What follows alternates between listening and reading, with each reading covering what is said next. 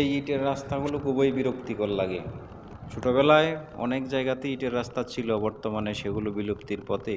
কিন্তু এখনও দেশের বিভিন্ন আনাচে কানাচে দেখবেন এই ইটের সলিংয়ের রাস্তা পাওয়া যায়।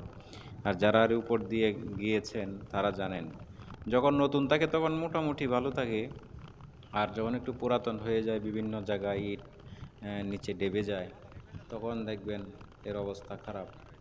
তো এটা হচ্ছে বগা লেকের আগের রাস্তা, যেহেতু এটা পাহাড়ি রাস্তা, এরকম জায়গায় আসলে ইট দেওয়া মোটেই উচিত নয়।